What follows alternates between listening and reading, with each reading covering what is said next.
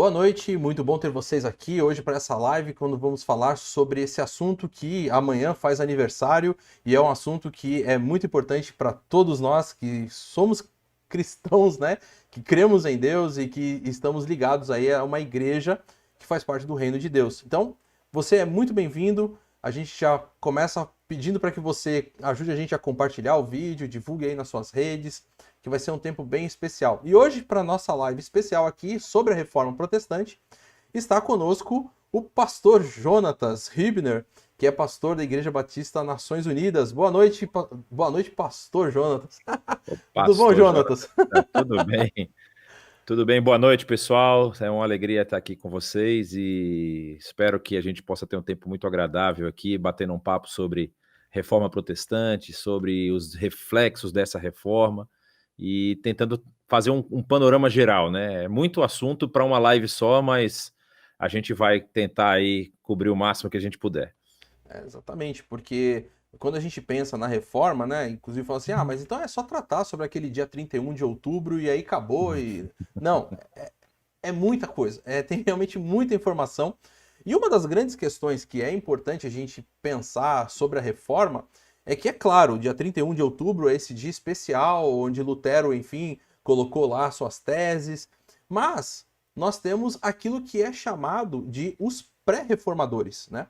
Ou seja, pessoas que antes mesmo daquilo que Lutero fez, já vinham trabalhando em questões que depois vão ser desenvolvidas ao longo da Reforma Protestante, vão ser desenvolvidas por Lutero, depois também pelos outros reformadores, mas é importante então a gente perceber que o cenário todo está armado, vamos dizer assim, já tem muita coisa acontecendo Sim. no contexto histórico, né? Então a gente pode conhecer um pouquinho desses pré-reformadores, quem eles são, o que de repente unia essas pessoas antes mesmo de Lutero, com Lutero, o que tem algum pensamento em comum, o que a gente pode pensar um pouquinho daquilo que vem antes da reforma, Jonatas? Então vamos lá.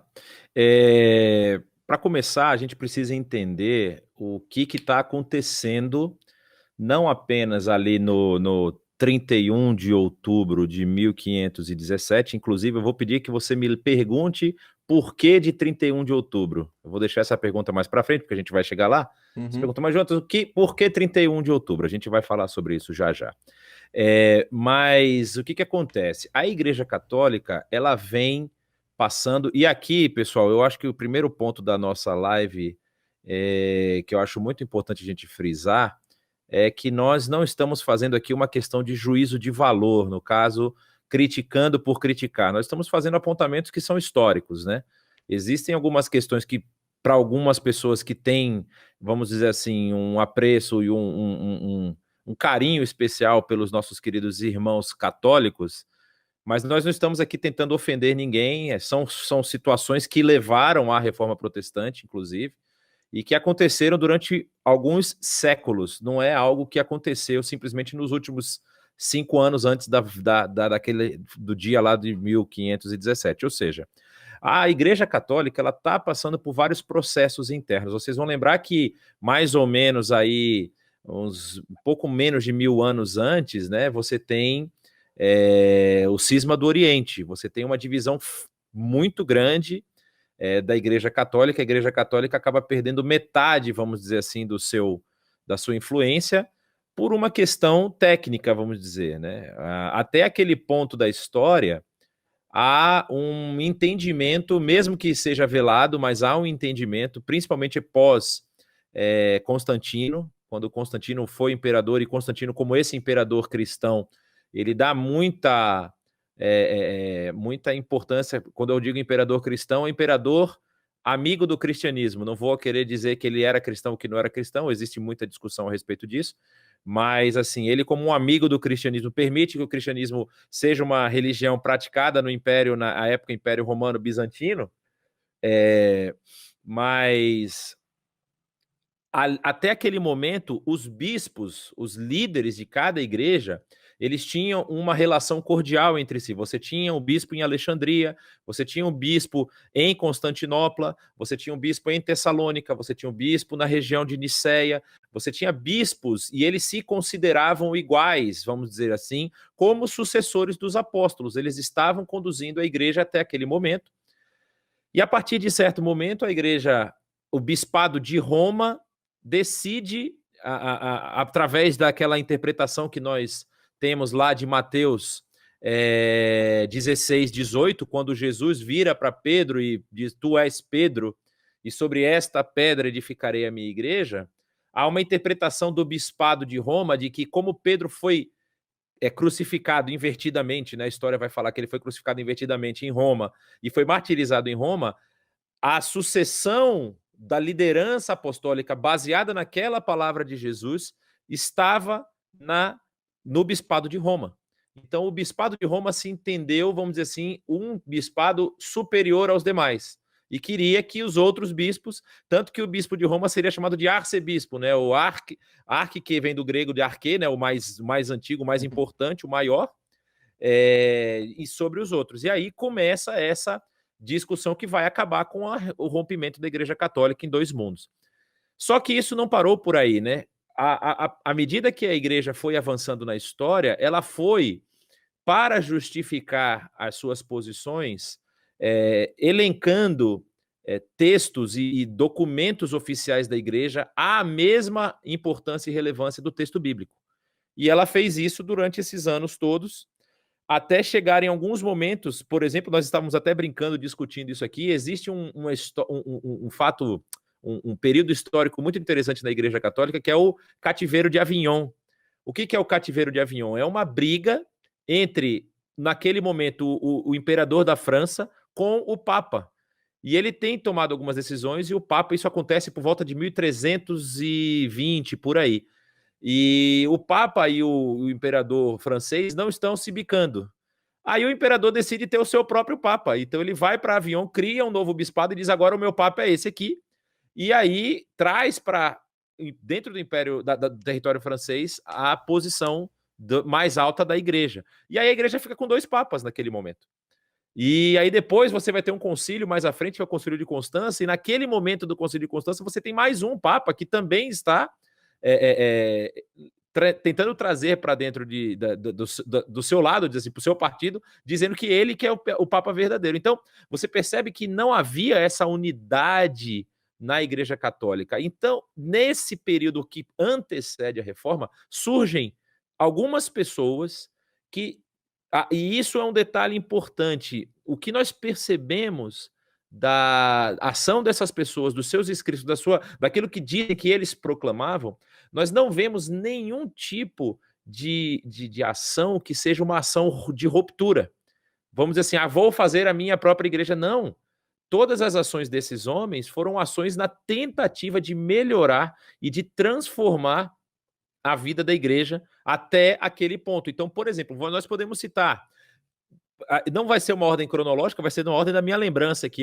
Eu consigo fazer uma ordem mais geográfica do que cronológica, né? Então, por exemplo, na Espanha, você tinha um cardeal chamado Cisneros, que era muito próximo de Aragão, do reino de Aragão. Desculpa, do reino de Castela, não do reino de Aragão, do reino de Castela. Ele era conselheiro da rainha de Castela, inclusive. E Cisneros tenta, de uma forma ou outra, modificar a forma do culto, da celebração da cerimônia lá da missa, para que fosse mais inteligível à população. Cisneros é considerado um dos primeiros reformadores. Havia um francês chamado Pedro Valdo, e Pedro Valdo vai formar depois uma ordem religiosa dos valdenses, que se separa da Igreja Católica. Os valdenses existem até os dias atuais, no norte da Itália. Por quê? Porque Pedro Valdo foi muito perseguido na França e precisou fugir da França também. Ele também pregava uma mudança de comportamento na igreja. Um dos temas, se eu não me engano, que Pedro Valdo trabalha muito é a questão da distribuição de riqueza. Ele queria que a igreja fosse mais solidária com as pessoas pobres do reino, no caso, de França, né? E você também tem, na Itália, o próprio Savonarola, que também é um reformador. Mas eu queria destacar duas pessoas aqui que têm um papel muito relevante na história. Um que é britânico, ou seja, na época do reino da Bretanha, e um outro que estudou na Bretanha, que foi para Oxford para estudar e voltou depois para a sua terra para se tornar também um líder local. O primeiro é o Wycliffe, que tem uma história muito bonita, mas uma história que o fim é bem trágico e acaba sendo queimado. E o segundo é Jan Hus. Os dois tiveram coisas parecidas. O Wycliffe, ele entendia que se o texto estivesse na língua do povo, o povo teria mais entendimento do texto. Então ele é um dos primeiros reformadores que pensam na tradução do texto para a língua comum. Qual é o grande problema nesse momento? A autoridade da leitura e da interpretação do texto está única e exclusivamente reservado para a igreja. Só a igreja pode ler, só a igreja pode interpretar. E a desculpa que eles davam era que o texto é muito complicado. O texto é difícil, então se as pessoas tiverem liberdade de ler, elas não vão entender e vão interpretar coisas absurdas, podendo vir até a trazer maldição sobre si. Essa era a propaganda que a igreja fazia na época. Aí Jan Hus, ou João Hus, como é chamado, né, também, que dele deriva uma ordem chamada de Hussitas, uma ordem protestante chamada de Hussitas, que vão depois entrar em conflito com a Igreja Católica. Jan Hus, por exemplo, ele nasce em 1369 e ele é queimado vivo em 1415. E é muito interessante porque tem uma frase do Jan Hus que eu estou até procurando a frase dele aqui, não estou achando, mas é basicamente assim, ele fala que quando ele foi condenado para ser queimado na fogueira, pelo concílio de Constança que nós falamos, aquele concílio importante lá dos 3 papas disputando o poder, e ele fala o seguinte: hoje vocês queimam um pato ou um ganso. Eu agora estou na dúvida se é um pato ou se é um ganso. Mas daqui a 100 anos vai surgir um cisne que vocês não vão conseguir parar. E eles dizem, né, que essa é uma afirmação meio que profética, porque exatamente um século depois está no ambiente ali próximo à Praga, né, porque Lutero não está muito longe, ele está na região da Bavária, um pouco mais, na verdade, ele está um pouco mais ao norte da Bavária, mas ele está ali próximo à região de Praga, e ele vai surgir, vai causar todo esse alvoroço na igreja. Mas qual foi o grande problema de Jan Hus? Também romper com essa tradição sacerdotal católica de que a missa precisava ser feita em latim e a interpretação precisava ser feita apenas pelos padres. Então o Jan Hus começa a pregar na língua do povo, começa a pregar veementemente contra algumas das atividades que a Igreja Católica estava desenvolvendo. Essa ideia de pregar na língua do povo é porque era tudo feito em latim, né? Exato, todas as cerimônias, todos. E havia uma questão muito importante, muito interessante. A ideia de purgatório já estava muito forte na mente do povo, né? E a Igreja Católica ela alimentava essa doutrina. E qual era o grande problema? A Igreja Católica ela só considerava membros da Igreja Católica quem fosse do sacerdócio, quem fosse como é que nós podemos dizer? Da paróquia, né? Uhum. Da paróquia. Então, o que acontece? As pessoas, os camponeses, as pessoas que iam assistir, eles não... Essa era uma das desculpas é uma palavra forte, essa era uma das doutrinas passadas para essa missa em latim. A pergunta que Lutero levanta e depois vai levantar na sua história é: por que nós falamos em latim se o povo não entende? E aí a resposta da igreja era: as pessoas vão ser agraciadas ao participarem da missa e vão diminuir o seu tempo no purgatório. Ou seja, era comum dizer que todos aqueles que não pertenciam ao clero passariam pelo purgatório. Isso era comum. Todas as pessoas que não fossem do clero seriam levadas ao purgatório, porque todas elas tinham alguma dívida a pagar. Só que qual era o grande problema dessa afirmação? A afirmação falava que só aqueles que estavam literalmente salvos era quem pertencia à igreja, quem era, vamos dizer assim, na falta de uma palavra melhor, quem era funcionário da igreja. Ou ele era um pároco, ou ele era um sacerdote, ou ele era um bispo, ou ele era um sacerdote viajante, como a gente vê lá naquele período com a questão das indulgências. Então, assim, tudo isso montou esse cenário que vai favorecer o ambiente da reforma. No caso de Jan Hus, ele vai ser levado a Constança para ser, vamos dizer assim, interrogado. Há um salvo-conduto papal para que ele vá a Constança. Quando ele está em Constança, ele é obrigado a rejeitar as suas atividades, as formas como ele estava falando. Ele não vê motivo para tal. Esse salvo-conduto é retirado. A partir do momento que ele nega se retratar, o salvo-conduto é retirado e ele é queimado ali mesmo, no período do concílio de Constança, não é?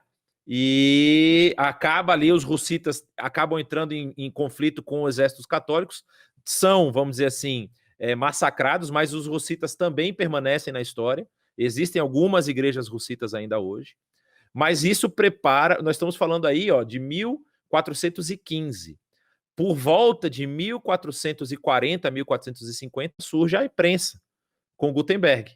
Então, isso é antes de Gutenberg, que também é um elemento que a gente vai tratar daqui a pouco, porque senão a gente atropela tudo. Mas esses dois são muito importantes para esse momento dos pré-reformadores. Quando a gente fala, por exemplo, de Savonarola, de Pedro Valdo e de Cisneros, são mudanças menores, comparadas a essas mudanças que foram aplicadas tanto por Wycliffe como por Jan Hus. Jan Hus, ele é realmente bastante conhecido, em Praga, principalmente. Praga, a praça principal de Praga é uma estátua de Jan Hus, a estátua dele sendo levado para ser queimado, inclusive, porque ele tem uma importância, um impacto muito grande na igreja ali na região de Praga. Joia. Então, bom, de certa forma, eu acho que você já deu a resposta da sua pergunta que você queria que eu fizesse, né? Qual era a pergunta? Qual era a pergunta? Por que 31 de 10 de 1517? Ah, não, então vamos lá. Essa pergunta é muito importante. Vamos lá. Vamos começar falando um pouco sobre a vida de Lutero. Lutero, vamos dizer assim, Lutero não teria o impacto que ele teve se ele não estivesse nesse ambiente, vamos dizer assim, primeiro, no ambiente de língua alemã, de fala alemã. A gente fez uma live na quarta-feira a respeito da reforma, e o Israel, que fez parte da nossa live, ele falou uma coisa muito importante.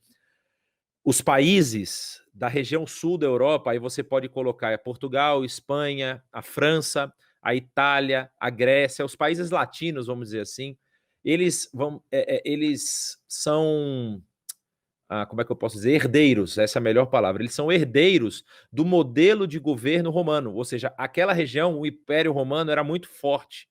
Vocês lembram que o Império Romano sempre lutou contra os bárbaros ao norte e acaba perdendo para os bárbaros, né? Porque eles são invadidos, aí quando cai Roma, só sobra Constantinopla. Aí o que acontece? Essa forma de governo acaba passando para esses novos países, vamos dizer, esses novos reinos que estão se formando, e eles conseguem ter uma estrutura de governo mais consolidada. Você já percebe que não existe uma confusão, muita gente mandando, existem impérios. Então você tem o reino de Aragão, o reino de Castela, você vai ter o reino de Portugal, você vai ter o reino da França, você vai ter o reino da Itália, no caso vai ser que ali o poder está muito misturado com a igreja vai assumir posições políticas e vai se misturar muito o que é político com o que é religioso.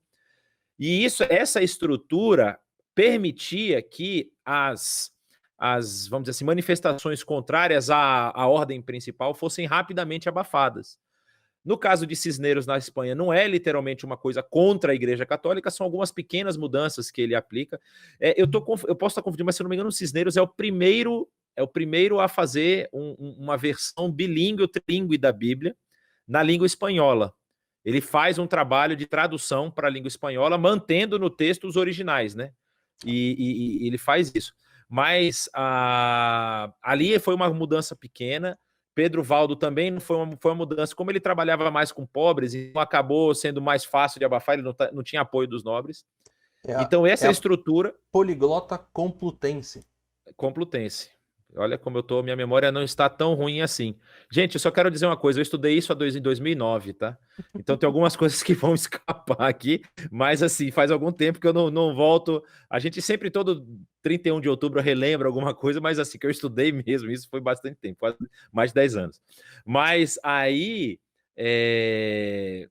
você vai ter, por exemplo, essas mudanças menores que são seguras, são abafadas pela estrutura de governo, pela estrutura de poder que está montada naquele momento.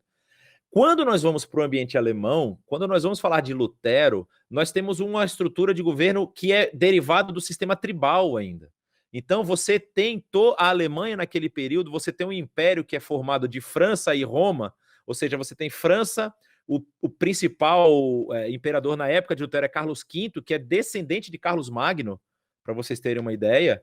E ele, como imperador da França, se alia ao poderio religioso de Roma e forma o que nós chamamos de Sacro Império Romano Germânico. E ele vai dominar toda a região da Germânia, vai dominar a região da França, vai chegar também à Espanha por casamento, né? Ele casa, se eu não me engano, com alguém que é de Castela, e aí acaba formando, inclusive nós temos na história da família real brasileira, gente que é ligada à família de Carlos V também. E essa estrutura na Alemanha, especificamente, nos países nórdicos, como é que era a estrutura de governo? Você tinha príncipes eleitores das regiões. E Lutero, ele vem de uma região e ele vai para a Saxônia, a região, eu estava falando da Bavária, mas na verdade ele se estabelece na Saxônia, que é a região de Wittenberg, e os príncipes eleitores, eles formavam concílios e tinham dietas, né? Que as dietas eram concílios, ou seja, era um nome bonito para concílio. Dieta é o que eu estou precisando fazer, mas assim, nesse caso especificamente, era um encontro de decisões políticas e até decisões religiosas. Uhum. Aí o que acontece? Por conta dessa estrutura de governo, não há um poder central que vai abafar o movimento que Lutero vai causar. Nós falamos aqui sobre a questão da criação da prensa de Gutenberg, e a prensa ela é uma máquina fantástica, ela é um dos elementos mais importantes da Reforma Protestante, porque quando a Reforma Protestante ela vai surgir, e ela não surge, isso é uma coisa muito importante, a Reforma Protestante não surge no dia 31 de outubro de 1517. Nós falamos dos pré-reformadores, mas se nós formos falar da vida de Lutero especificamente, Lutero ele já é doutor em teologia por volta de 1512.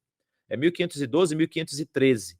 Ele já é doutor em teologia. E dali ele é levado para a universidade em Wittenberg, que era uma universidade nova, uma universidade financiada pelo seu príncipe eleitor, que era Frederico III, Frederico o Sábio. E só antes de eu entrar na universidade, deixa eu dar um passo atrás que eu esqueci, eu ia falar sobre a vida de Lutero. Quem são os pais de Lutero? Isso é uma questão muito importante, porque Lutero não vem de família nobre. A mãe de Lutero, ela tem alguma coisa de nobreza, ela fazia parte ali de famílias nobres alemãs, mas não de famílias de, vamos dizer assim, as mais nobres da Alemanha. Ela tinha nascido num berço mais nobre. Mas o pai de Lutero, ele era um burguês. Ele era um cara que se fez, vamos dizer assim, através de minas de carvão. Só para lembrar, naquele período, todo o aquecimento das casas era feito por carvão. Então, assim, ele conseguiu ganhar muito dinheiro e enriquecer muito através da extração de carvão. Só que ele não tinha uma formação acadêmica, vamos dizer assim, de alto nível, porque ele trabalhava dentro das minas, ele se fez assim. E ele não queria que os seus filhos passassem por isso. Então, o que ele faz? Ele ordena ao seu filho que vai estudar direito na Universidade de Frankfurt. E quando Lutero está a caminho da universidade, Lutero tem aquela cena muito bonita que todo mundo vê lá no filme, né, do Lutero, que ele se encontra no meio de uma tempestade de raios, num campo, vamos dizer assim, aberto. Aí ele se agarra embaixo das árvores para poder se proteger dos raios, e ele tinha um medo muito grande, um pavor muito grande dos raios, e ele, agarrado numa árvore dessa, ele fala para Santa Ana, né, ele ainda católico, ele diz para ela que se ela o proteger daquela tempestade, se ele sobreviver àquela tempestade, ele vai entrar na vida monástica. E aí o que acontece? Ele estava indo para a Universidade de Direito e ele encontra um monastério, um mosteiro da ordem agostiniana. E ele vai se enclausura no mosteiro. O seu pai só vai ficar sabendo disso muito depois. Entendeu? Só assim, não tem e-mail nem WhatsApp na época, né? Então ele começa a estudar para se tornar um monge. E aí tem toda essa história que nós já sabemos, né? Ele se forma em teologia, ele se torna depois mestre e se torna doutor em teologia. E aí o que acontece? Quando ele se torna doutor em teologia, o príncipe eleitor manda buscar Lutero, porque ele estava precisando de um professor na área de teologia na universidade que ele tinha acabado de formar em Wittenberg. E Lutero começa a dar aula e começa a se debruçar sobre o texto.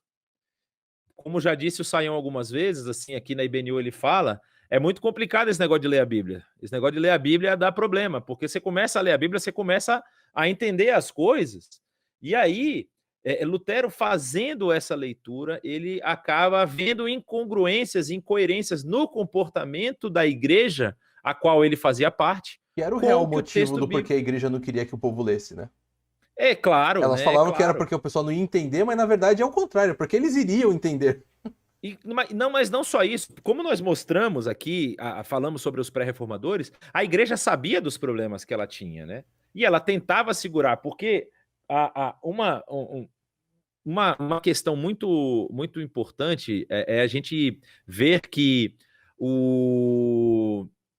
quando Lutero, o Lutero não, quando a igreja via alguém, por exemplo, que estava saindo um pouco da doutrina que eles defendiam, eles falavam, olha, mas tem esse édito papal aqui que fala que esse assunto tem que ser tratado dessa forma. E como eu tinha falado antes, à medida que a igreja foi caminhando na história, ela começou a elencar a palavra do Papa a mesma categoria do texto bíblico. Então, hoje, dentro da doutrina católica, se você entrar hoje no site do Vaticano, você consegue acessar e ver isso.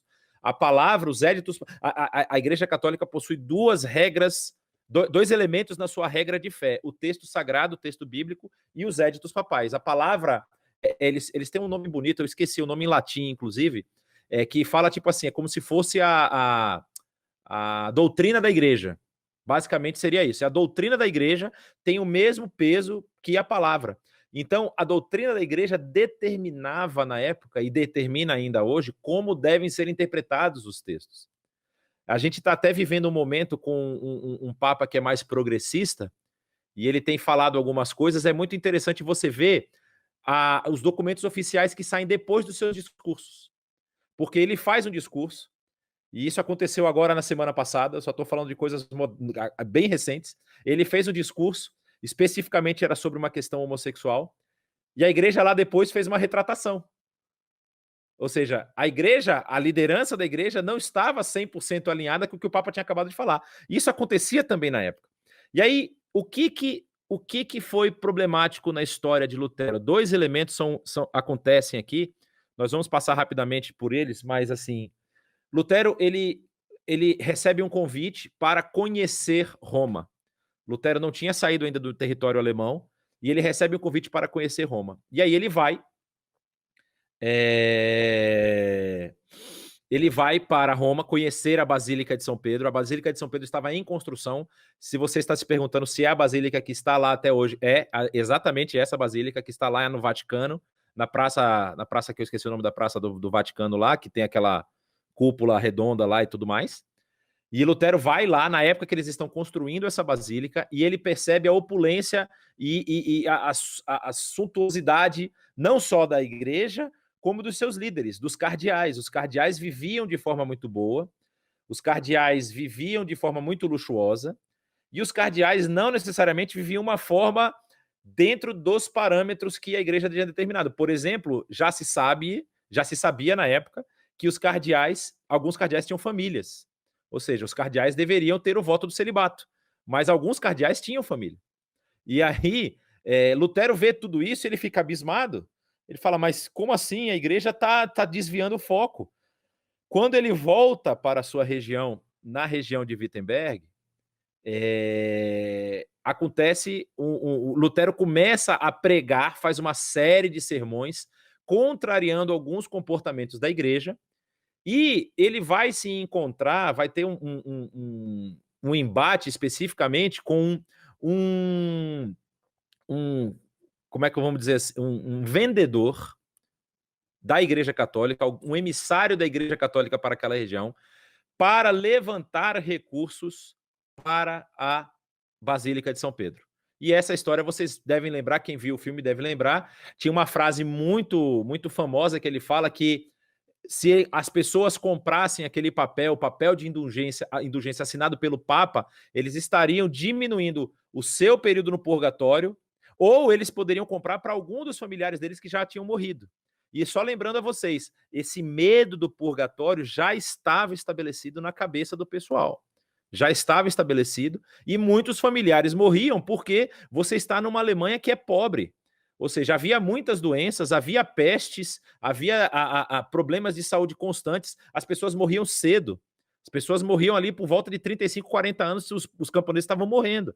E aí você tem um parente, alguém que não teve a oportunidade de comprar um papel, vamos dizer assim, um ticket de saída do purgatório, cabia a você agora a responsabilidade de tirar a pessoa de lá. Então, o responsável por essa região, eu realmente não estou me lembrando do nome desse. Ele é famoso, ele é até mencionado no filme, no filme dele. Não sei se você vai lembrar, Dilean. Eu não sei se é Von Tiltitz, que é o rapaz que é o rapaz, o pároco que é enviado para aquela região para a venda de indulgências. O Tetzel, desculpa. Tetzel, Johann Tetzel, esse que eu estava querendo lembrar, Johann Tetzel. E Johann Tetzel, que era o responsável por aquela região, começa a ter embates com Lutero, porque Lutero pregava uma coisa na igreja e Tetzel pregava outra coisa, e aí ficavam os dois disputando. E aí tem a frase famosa que eu não falei até agora, que é a seguinte, ele dizia que no momento em que o som da moeda batia no fundo da caixa das indulgências, ou seja, você estava pagando a indulgência, no momento que a moeda batia no fundo e o barulho da moeda soava, a alma saía do purgatório. Então era esse nível de apelo. E o que Lutero começou a perceber? Começou a perceber que as pessoas, elas estavam desesperadas para poder livrar os seus familiares e a sua própria vida do purgatório. Então, pessoas pobres estavam vendendo as poucas posses que tinham para poder comprar essas indulgências. E isso vai chegar na fatídica noite de 31 de outubro de 1517. Por que eu pedi para o Dilema me perguntar dessa noite? Porque o importante não é o 31 de outubro. A gente sempre celebra o 31 de outubro e deve realmente relembrar e celebrar essa coragem que Lutero teve. Mas o importante era o 1º de novembro. Por quê? O que é 1º de novembro? Talvez você não tenha noção e não lembre disso. Dia 2 de novembro é dia de? Finados. Dia 1º de novembro é dia de Todos os Santos. 1º de novembro era a data onde todos os católicos deveriam ir à igreja para celebrar a missa. E no caso da igreja do Castelo de Wittenberg, havia um outro detalhe. O nosso querido amigo de Lutero lá, o Frederico III, o Frederico Sábio, ele era um colecionador de relíquias.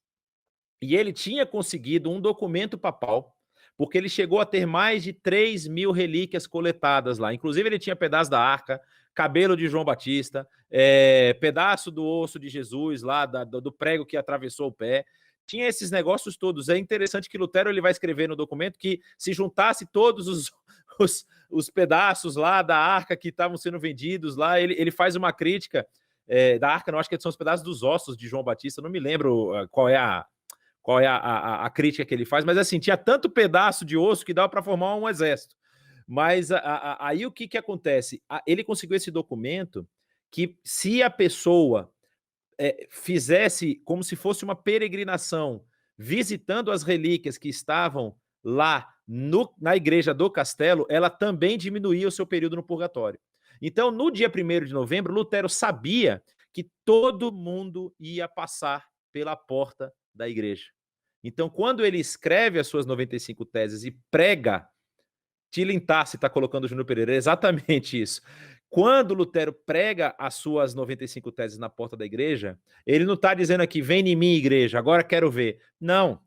A gente falou um pouco sobre a reforma protestante, inclusive eles vão ser chamados de protestantes num concílio mais à frente, mas existe uma teoria a respeito desse nome que tem a ver com o tipo de documento que Lutero escreveu.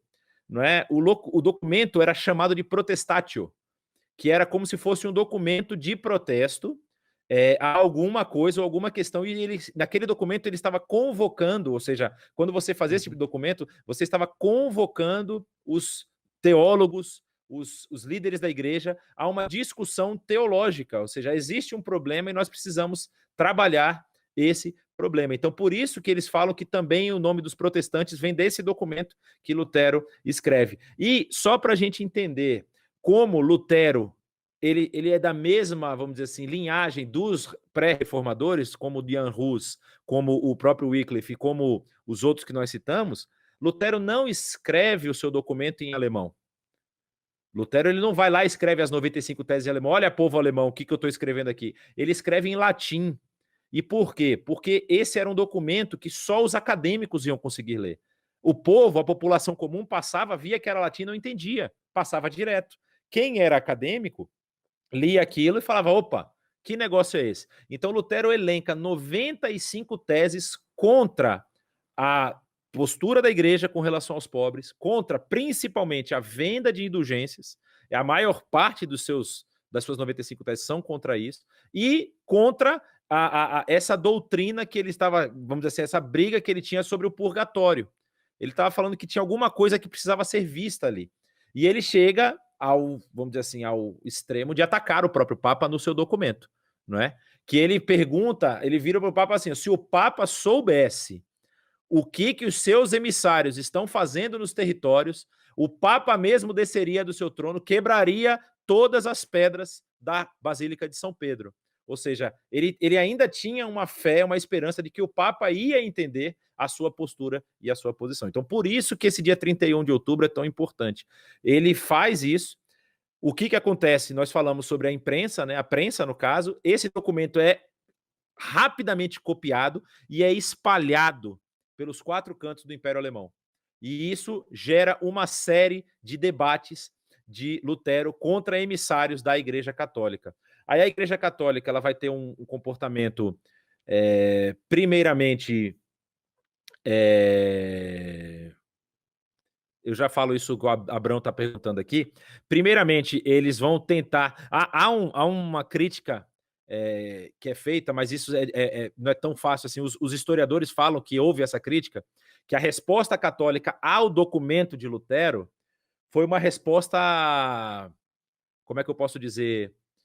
Foi uma resposta de descrédito, tipo assim, não, isso aí é coisa daqueles alemães bêbados lá que já só ficam tomando cerveja e comendo chucrute e linguiça, deixa lá que eles vão se resolver. A Igreja Católica nem levou a sério.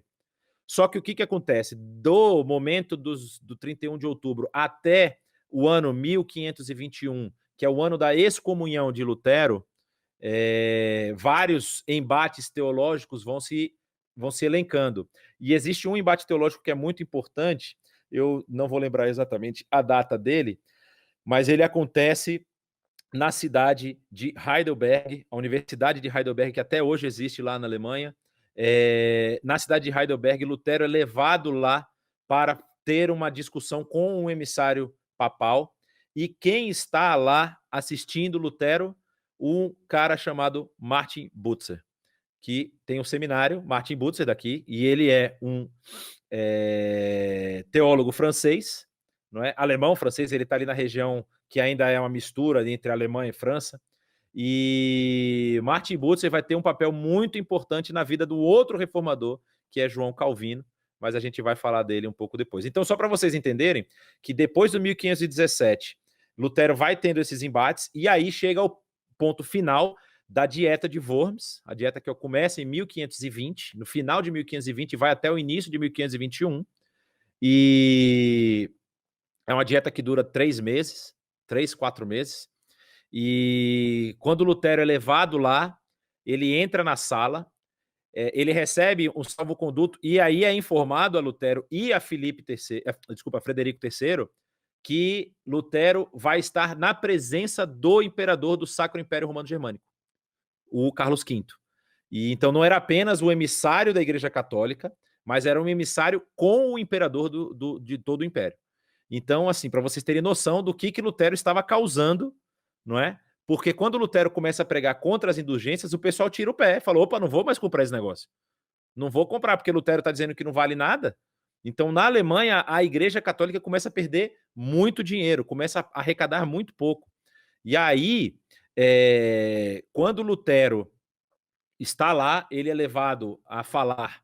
E é interessante porque Lutero ele era sempre acompanhado por um amigo muito próximo que o aconselhava, e no filme retrata muito isso, né? Que era o Stauptuis, um nome muito bonito, por sinal, para você botar no seu gato. Quando Lutero vai entrar lá na dieta para poder se defender, ele pede para Lutero não falar nada. Fala, Lutero, vai lá, deita com a cara no chão, formato de cruz, e só diz eu nego, eu nego, eu nego. Ou seja, renegando tudo o que ele escreveu. E o que acontece? Quando o líder da igreja pergunta para ele se ele negava os seus escritos, aí Lutero pergunta, por que eu tenho que negar meus escritos? Não é? Aí ele vai, por quê? Aí ele me prove. E aí a frase famosa de Lutero, a frase linda de Lutero, é que ele diz assim, meu celular está até falando comigo aqui, obrigado. Ele vira pro emissário da Igreja Católica e ele fala, né? Bom, se você conseguir me provar pelas escrituras e pela razão que eu estou errado, eu nego meus documentos. Por quê? Me provar pelos documentos papais, eu não aceito, porque os próprios... Olha a frase dele, ele diz, os documentos papais em muitas épocas se contradisseram. Ou seja, havia um papa que falou uma coisa, o papa seguinte falou outra. Então, esses documentos, para mim, não valem. E aí ele termina dizendo aquela frase famosa, né? Porque ele fala assim, porque ir contra a consciência não é nem saudável, nem é muito perigoso. Aí aqui fico eu, né? Riesteir, que é a frase famosa que tem lá no monumento de Lutero na cidade de Worms, Ich nicht anders, ou seja, eu estou aqui, eu não posso retornar, que Deus me defenda. Essa é a frase final de Lutero naquele dia da dieta. Lutero é pedido para se retirar, pede-se para ele se retirar. Lutero vai para o seu quarto e, na madrugada, Lutero decide ir embora. Ele não espera o final da dieta. Ele decide ir embora, até porque, talvez já relembrando o caso de Jan Hus, que ficou para ver como é que ia dar o final da dieta, e aí ele que virou churrasco. Mas ele vai embora, no caminho de volta para Wittenberg, olha como é que é o negócio. Frederico, por isso que o nome dele é Frederico o Sábio, tá, gente? Frederico III, o Sábio, decide fazer um estratagema para sequestrar o seu professor. Então, no caminho de volta de Worms para Wittenberg, ele está atravessando o norte da Alemanha, ele é sequestrado e é levado para uma outra cidade chamada de Eisleben, onde está o castelo de Erfurt. E é nesse castelo que Lutero fica enclausurado por praticamente 12 meses, e é nesse período de 12 meses que Lutero decide fazer a sua, vamos dizer assim, talvez a obra mais importante de todo da sua trajetória, que é a tradução do texto bíblico dos originais gregos para o alemão comum. Então, assim, aí começa a história do nosso querido Lutero, que tem muitos capítulos, então eu vou parar por aqui, porque senão a gente só fala dele o resto daqui. A gente vai falar depois, tem algumas falhas, tá? Existem situações complicadas na vida de Lutero também. Ele não é uma pessoa perfeita, ele tinha alguns problemas de autoaceitação muito graves, ele achava o tempo todo que ele tinha pecados que estavam tão agarrados a ele, que ele tinha que ficar se penitenciando, e ele tinha acessos, assim, vamos dizer, de desespero, de gritar, e o seu amigo lá ter que ir lá conversar com ele, falar que não tinha isso. E é interessante que na sala do castelo de Wartburg, onde Lutero está lá escrevendo a tradução do Novo Testamento, em um momento que ele está lá escrevendo, ele está lá no embate com o que ele achava que era um demônio que estava perturbando ele pega o tinteiro e lança na parede. E se você visita hoje o castelo de Wartburg e a sala, a mancha está lá, a mancha que Lutero lançou o seu tinteiro. Então, assim, ele não era um homem perfeito, os seus escritos causaram tanto bem quanto mal. Tem um escrito muito importante de Lutero contra os senhores feudais, que dizendo que os senhores feudais estavam explorando os camponeses. Os camponeses pegam esse documento e entendem isso como um salvo-conduto para eles atacarem os seus chefes. Eles começam a invadir as terras e pilhar as terras. Aí Lutero escreve um documento contra os camponeses, e nesse documento tem uma frase muito interessante, ele diz assim: se Deus não poupou Sodoma e Gomorra, não são esses 30 mil, não são 30 mil pessoas que ele vai se importar. Os líderes camponeses falam, então a gente está liberado para a gente combater. Só que eles têm exército. O camponês não tem exército. Então, os senhores feudais, eles vêm e matam mais de 30 mil camponeses. Ele não fala o número 30 mil eu falei agora, né? Ele diz assim, não são alguns camponeses.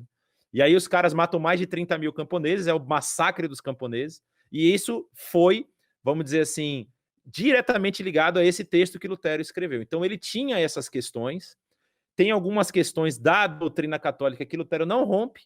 Lutero, por exemplo, ele não consegue romper com a questão da ceia, não é? Zwinglio já tinha rompido com isso e tenta conversar com ele, dá um quebra-pau tão grande que eles acabam saindo, vamos dizer assim, não vamos dizer inimigos, mas não, pessoas não gratas um para o outro, porque Zwinglio acreditava que era apenas simbólico e Lutero acreditava que realmente se transformava no elemento, no corpo e no sangue de Cristo, não é?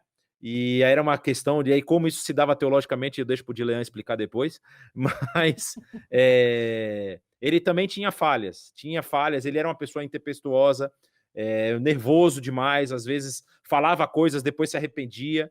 Então tem esse lado de Lutero também, só para a gente não ficar achando que estamos criando um santo aqui. Ele é a pessoa mais importante para aquele momento. Quando eu escrevi sobre Lutero, eu falei que ele foi a mola propulsora, né? Não significa que o movimento depois não caminhou sozinho, mas Lutero foi o cara que deu o empurrão inicial. Foi o cara que abriu as portas para que a reforma pudesse acontecer. Bacana, a gente viu aí algumas coisas, né? Só para a gente Algumas. fazer um apanhadão. Em primeiro lugar, a gente vê então que a proposta inicial não era fazer um racha com a igreja, mas era tentar converter a igreja, vamos dizer assim.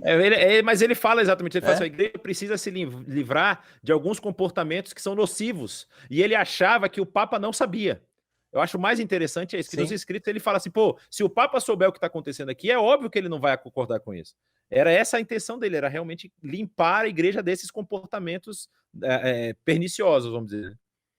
Então a gente vê essa situação, a gente vê esse homem importante que a princípio está lidando realmente com a parte acadêmica, escreve em latim e tudo. A gente vê uma situação socioeconômica ou sei lá, uma situação da época ali que favorece também não só a prensa, mas a própria questão do príncipe, né? Afinal de contas, sei lá, ele sai, como você colocou, ele é mais.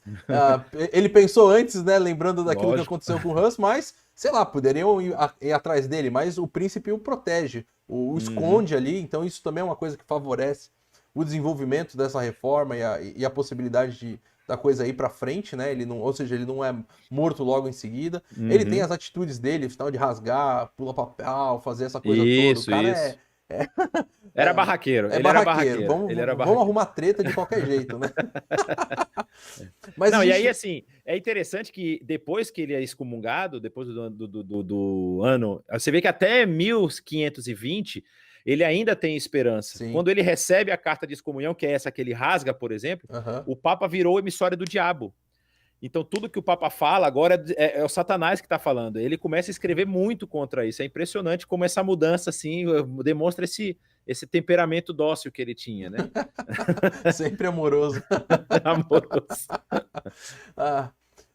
E aí a gente já começou a ver também o que acontece. Lutero está fazendo algumas coisas, ele está, enfim, colocando seus escritos, ele está traduzindo o texto grego pro alemão, ele está criando isso tudo, mas você já deu até a abertura aí, né?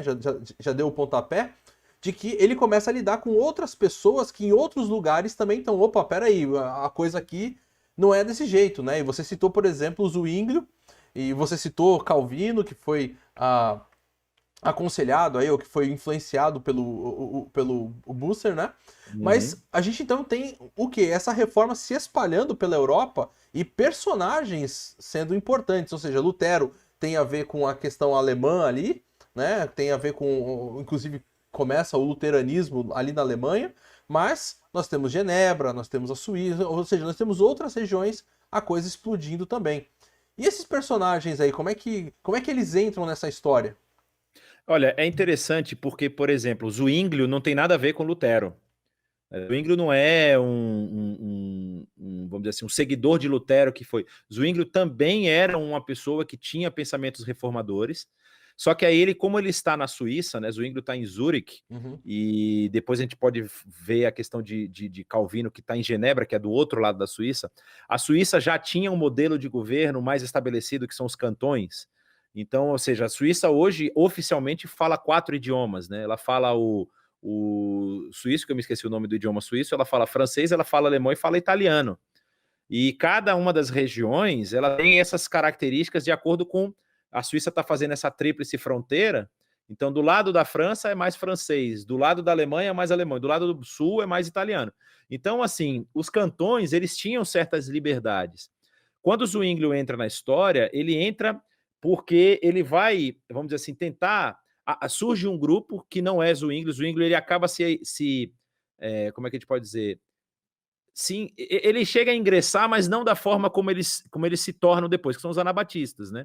Zwinglio, ele se solidariza com os anabatistas, ele entende e ele realmente percebe que a igreja precisava de reforma.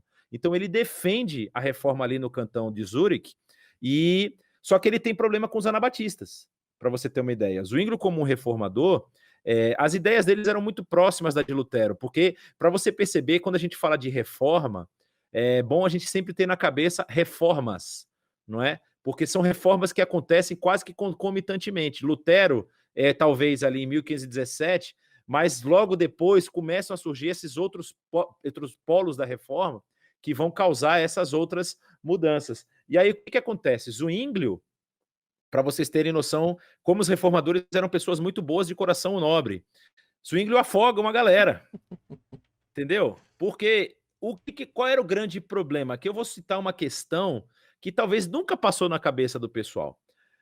O batismo infantil era algo tradicional na Igreja Católica. Só que, como a gente tinha falado um pouco antes, a Igreja Católica já tinha misturado um pouco a parte religiosa com a parte política.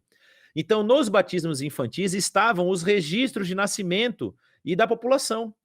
Então, o que acontece? Se a população, nasceu fulano de tal lá na data tal, então ele deve estar completando 15, 16 anos hoje. Tá vivo ainda? Não, tá vivo, tá aqui, tá no registro, vamos lá falar. A gente vai entrar em batalha, nós vamos entrar em guerra, eu preciso levantar o meu exército. Com os registros de nascimento e do batismo na Igreja Católica, eu sabia quem era o meu exército e com quem eu podia contar.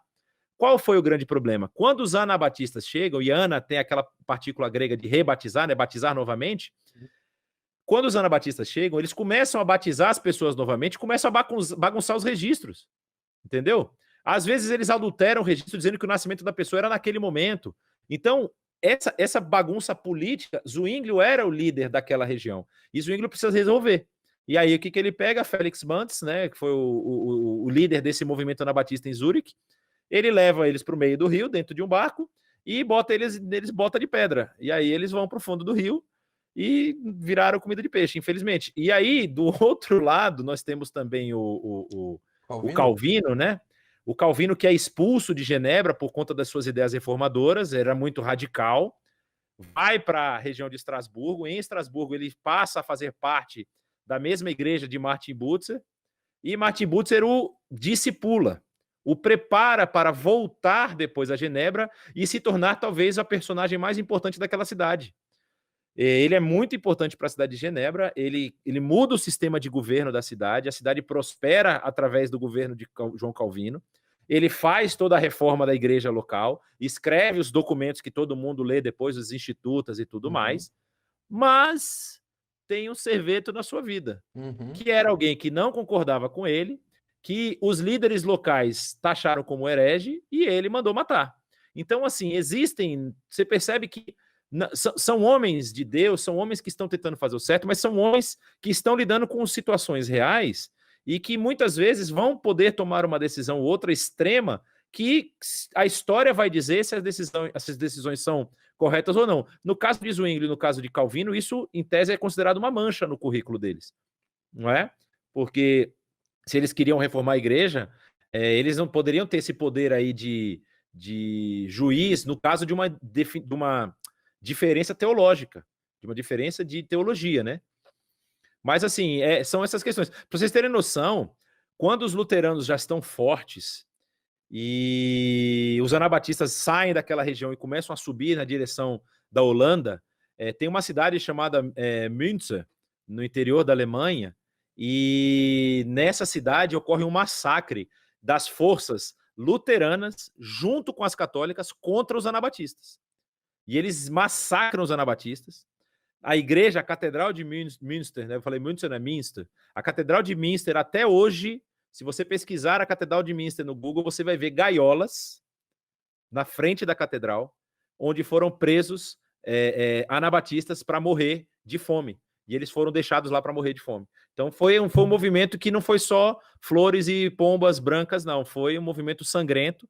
Muitas guerras se desdobraram. Vocês sabem que, não sei se vocês têm essa informação, mas os primeiros protestantes a colocarem os pés em solo brasileiro são huguenotes, são franceses, fugindo da Igreja Católica na França. E os huguenotes são massacrados ou expulsos. E, inclusive, isso é mencionado depois como um dos fatores que vai acarretar na Revolução Francesa, porque você tem o alto escalão da sociedade, né? Como é que a gente chama? A elite da sociedade. Você tem os huguenotes, que são os burgueses aqui, a galera do comércio, e você tem os pobres camponeses. Quando você remove a camada do meio, porque os huguenotes são expulsos, os camponeses vão embora da França, você só fica com uma pequena liderança e um mundo de camponês aqui embaixo. Quando eles percebem que eles são o maior número, eles vão lá e derrubam o poder e fazem a Revolução Francesa. É um dos motivos que é mencionado por conta dessa briga, dessa batalha aí entre católicos e protestantes, né? Então, basicamente é isso. A gente poderia entrar um pouco mais em Calvino. Calvino tem bastante coisa também, mas assim, os desdobramentos de Calvino, as repercussões nós vemos até hoje, né? Inclusive, as pessoas não sabem que os batistas, né, apesar de surgirem da reforma radical, dentro da reforma estão dentro do braço calvinista e não do braço luterano. Mas Sim. Eu não vou falar que nós somos calvinistas, não, para não irritar ninguém. Para não começar a briga, né? Vai começar a briga dentro da live. Eu não tenho nada contra, também não tenho nada a favor, mas vamos para frente, né? Mas é isso aí. E esse pipocar aí de gente pensando, de gente acontecendo, vai trazer aí vários impactos, né?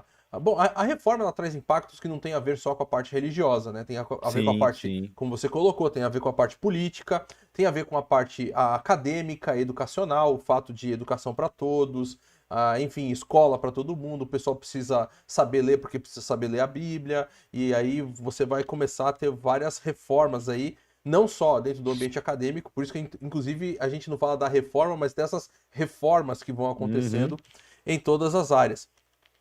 Mas os grupos que vão acontecendo, ou que vão começando aí, né? Você colocou os anabatistas, aí tem os menonitas, enfim, vai ter os pietistas, vão ter os puritanos. Essa galera toda é importante porque elas começam, inclusive, né? Principalmente ali lidando com os puritanos e tudo, eles começam a migrar. E a América, ela recebe essa baita influência desse pessoal reformado, né? Que sai por causa da briga tanto dos protestantes, de certa forma, quanto dos próprios católicos, né? Exato. Aí a gente começa a perceber que você mencionou aí a questão das reformas em outros campos, né? Por exemplo, muitas das denominações que nós temos hoje, denominações mais históricas, eu não vou falar das denominações que têm surgido nos últimos 20, 30 anos, mas dessas denominações históricas, elas surgem por diferenças de interpretação no papel da igreja dentro da sociedade. Para algumas pessoas, por exemplo, a igreja, ela é o braço de Deus, ou seja, ela é o poder, como é que eu posso dizer, a direção de Deus para aquela sociedade, para aquela comunidade, então ela precisa estar diretamente envolvida no governo daquela sociedade. Então você tem, por exemplo, igrejas que são igrejas estatais, a luterana é um exemplo de uma igreja estatal, existem igrejas holandesas que são estatais, existe a igreja anglicana na Inglaterra, que é completamente estatal, então aí, essa proximidade entre igreja e Estado são como é que a gente fala? Não é proximidade, né? É um entrelaçamento. Há alguns movimentos, por exemplo, o movimento batista, que entendia que não, que a igreja deveria estar fora, ela tem um papel fundamental na sociedade em outra área e não na área do campo de governo de política. E aí você surge com essas igrejas, inclusive, muitos desses que migram para as Américas, migram fugindo dessa obrigatoriedade, por exemplo, que as igrejas estatais queriam impor, como, por exemplo, você tem que ir no exército, você tem que pegar em armas. Havia aquelas, por exemplo, os menonitas, né, que decidiram que não vão pegar em armas, e aí eles fogem de país em país fugindo da guerra, porque eles eram convocados para lutar, eles não queriam, então eles vão fugindo, chegam às Américas, pelo Canadá principalmente, mas também nos Estados Unidos, e migram para a América do Sul e chegam até aqui. Temos menonitas no Paraguai, temos menonitas na Bolívia, temos menonitas no Uruguai, temos menonitas no Brasil, e eles saem, vamos dizer assim, se desvencilhando de qualquer coisa que envolva violência. Então, assim, são extremamente importantes. A gente vai falar, por exemplo, a gente vai perceber, se você chegar hoje na Europa, você pega qualquer gráfico europeu de economia, você vai perceber que a Europa tem um traço no meio, né? Economias mais fortes estão ao norte, economias mais pobres estão ao sul. E isso, claro, é um resultado do nível de educação que esses países têm. Como você mencionou, o Philip Melanchthon, que era um dos amigos de Lutero e seguidor e o seu sistematizador principal, ele cria uma metodologia de ensino justamente por essa preocupação que Lutero desenvolve, que a população precisava saber ler para poder ler o texto bíblico. Ele cria um sistema de educação que é até hoje usado na Alemanha. É um sistema que, não, óbvio, com algumas mudanças por conta da mudança até da sociedade, mas é um sistema tão sólido que permite a Alemanha se desenvolver o que ela é hoje. E esse sistema ele é adotado pelos países nórdicos também. E cada país faz a sua modificação, mas essa ideia de que os protestantes, eles inculcaram... eu já tive essa discussão com outras pessoas e elas acharam que não era essa a relação, não. Tem muito mais a ver com cultura, com o povo. Eu acho que a educação, quando ela vem da base, você transforma a próxima geração. E aí, no caso, quando você pega a Igreja Católica, que é, por exemplo, o nosso background, o background brasileiro e da maioria dos países da América Latina, que são espanhóis, né, de conquista espanhola, você tem uma noção, uma ideia de que o chefe, o patrão, vai resolver os seus problemas mais difíceis. Se você fizer a sua parte, a parte dele ele vai fazer. Porque é uma relação de patronato. Tipo assim, eu sou subserviente àquele que é o chefe, porque é império, é um governante só. E aí havia essa noção de que a educação ela era mais focada para as elites, porque as elites precisavam da sequência no governo. A população mais baixa, ela só tem que trabalhar, ela não tem que estudar. Então você percebe no Brasil que nós temos aqui, por exemplo, um índice de 70% de analfabetos funcionais, não é? Ou seja, basicamente 30% da população consegue pegar um jornal e ler, e entender o que está lendo, né? As pessoas, muitas delas leem e não entendem, e isso é reflexo dessa visão de mundo que foi passada para os países do sul da Europa. Espanha, Portugal, França, Itália, tem essa divisão. Isso é uma divisão que está muito claro no estilo e no modelo de governo baseado aí com essa relação religiosa, né? Então você percebe que nos países do norte, os Estados Unidos, cuja migração vem da Inglaterra, também tem os seus da Inglaterra, mas no caso dos puritanos, né? Que tem essa visão de que as pessoas precisam ler o texto bíblico e estudar, então eles têm essa visão de educação muito forte, e a gente percebe aí o nível econômico que se estabelece, com certeza fruto dessa, vamos dizer assim, desse reflexo que a reforma traz, né? E, claro, no Brasil, nós, apesar de termos recebido... Eu acho que esse é o papel da igreja de hoje, muito interessante. Se a gente pudesse falar de desdobramentos da reforma, eu acho que as igrejas protestantes brasileiras, elas deveriam, de uma forma ou de outra, assumir esse papel. Ou seja, ela, de alguma forma ou de outra, elas deveriam colocar no seu escopo de trabalho a educação de base. Então, assim, nós temos igrejas hoje espalhadas em quase todo o território do Brasil, e eu acho que a gente precisava, talvez, ter esse tipo de preocupação. Será que a gente tem condições de contribuir para a transformação da próxima geração? Porque, assim, qualquer transformação de geração, nós estamos falando de 40 a 60 anos. Então, não é alguma coisa que eu vou ver, talvez, em vida. Mas eu preciso iniciar em algum ponto. E aí vamos ver se, com o avanço da presença protestante, porque nós hoje, infelizmente, temos um protestantismo tupiniquim, como nós sempre fazemos, infelizmente, cambalacho, né? Tudo no cambalacho. É tudo gambiarra, aí você tem né? essa galera toda dizendo que agora é protestante, que está entrando nas igrejas protestantes, são igrejas normalmente neopentecostais, que não tem essa preocupação. A realidade é essa. As igrejas neopentecostais não estão preocupadas com a educação de base, elas estão preocupadas com outro tipo de discurso que beira muito ao discurso romano pré-reforma, né? É bem interessante isso. Bom, a gente já está aí com 1 hora de live, mas a gente tem aí algumas considerações no chat. Não sei se você está acompanhando aí. Tô vendo aqui, tem Pode fazer, se você quiser perguntar, pode fazer aí. A gente teve até aí uma pergunta meio brincalhona aí, né, do Davi, que ele falou sobre o Lutero aí com as suas manifestações de raios e trovões, se isso não ia soar meio pentecostal no dia de hoje aí. Olha, é pentecostal quando o raio não tá batendo na tua cabeça, né? Porque assim, eu já fiz. Eu vou citar uma experiência pessoal, vou contar uma benção aqui. Eu tava jogando bola uma vez, e aí ao redor do campo que a gente tava, tinha umas árvores, e tava chovendo muito, né? Meu amigo bateu o raio numa árvore, foi cada um que correu pro seu lado, meu amigo. Então imagina você ser pego numa tempestade. Ah, lembrando, obviamente, não tinha carro nessa época. O máximo que você poderia ter era uma charrete, uma carroça, se você fosse uma pessoa nobre. E Lutero não era uma pessoa nobre. Lutero provavelmente estava caminhando para a cidade de Frankfurt, quando ele estava indo Estudar. fazer o seu curso, né? Então ele é pego no meio da tempestade, no meio da estrada. Ele não tem o que fazer. A história, ele conta essa história, na verdade, né? Então, assim, é difícil. O cara deve ter tremido ali na base, porque não é fácil, não. O Cláudio pergunta sobre livros que possam ser recomendados. O que você recomenda aí? Eu tenho um material, eu estava mencionando aí com o Dilean, tem um livro muito bom, infelizmente esse livro está em inglês, eu não vi nenhuma tradução dele, que é um livro chamado The Reformation, a History. É um livro de um dos maiores estudiosos e conhecedores da Reforma, chamado Diarmaid MacCulloch. Na verdade, ele não é um conhecedor da Reforma, ele é um conhecedor da história da Igreja.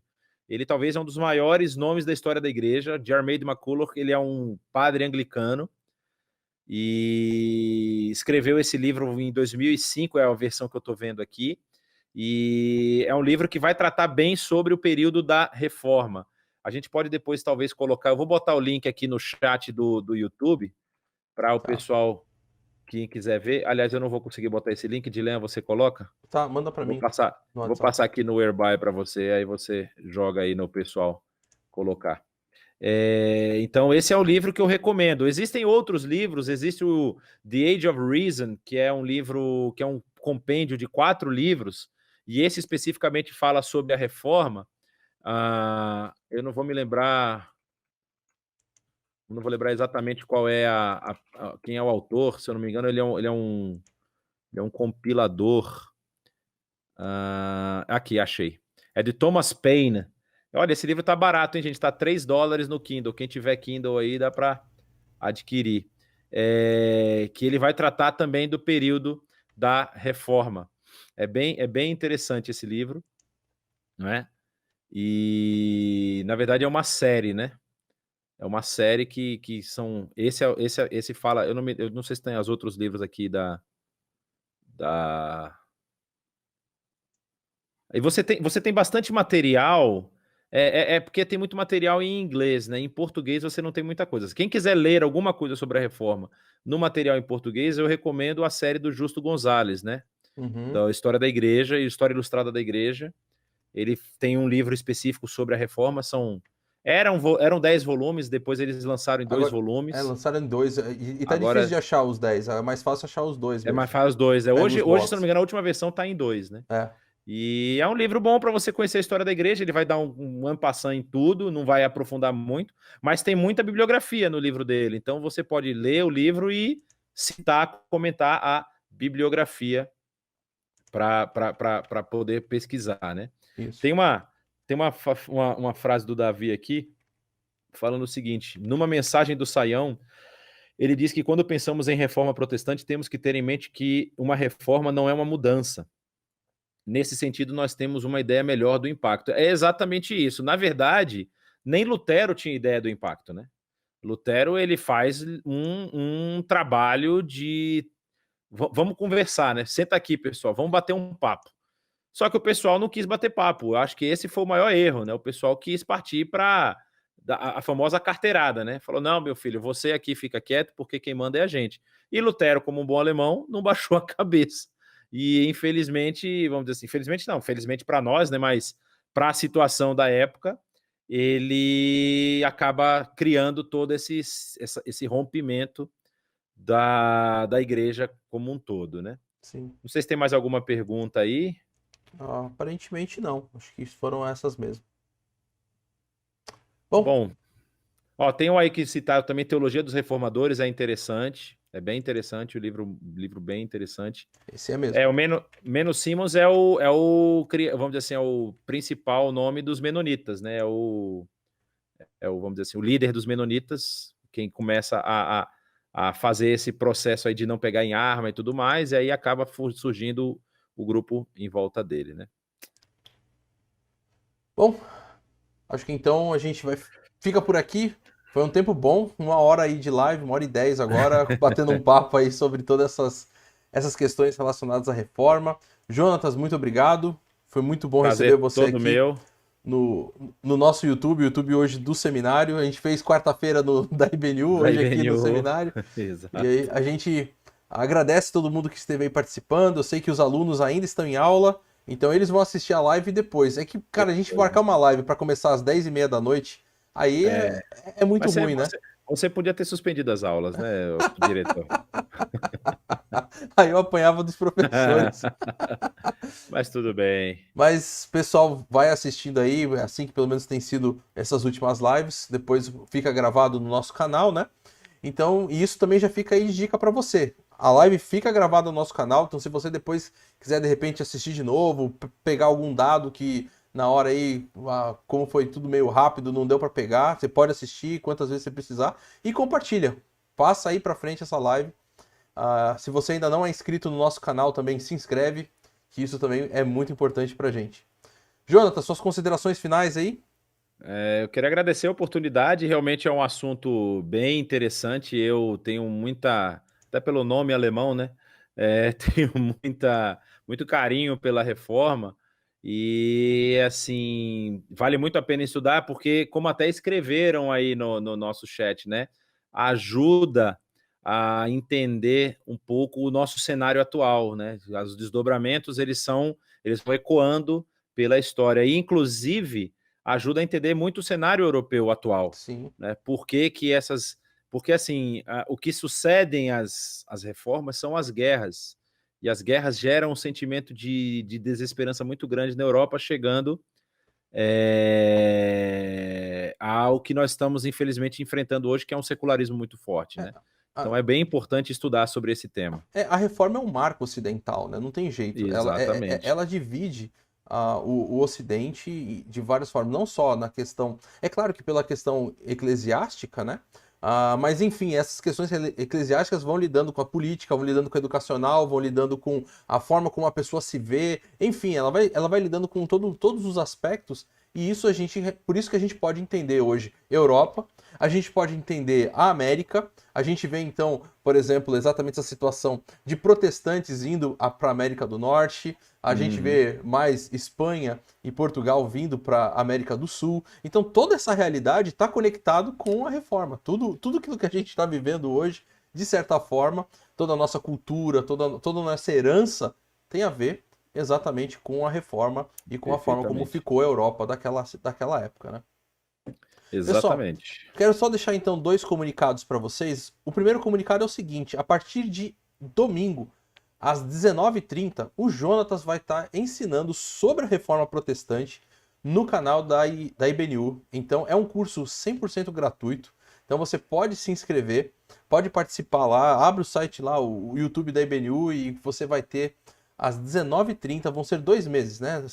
Novembro Até meados de dezembro, até né? A meados gente de vai. dezembro. Um O pouquinho antes domingo do Natal, anterior, né? o domingo anterior ao Natal, a gente deve encerrar. São 8 aulas no total. São 8 aulas. Então, assim, é um tempo muito especial para você poder conhecer mais sobre a reforma. E o nosso seminário também tem o curso de História da Igreja. O professor Moacir, né, pastor Moacir, é quem leciona aqui no seminário.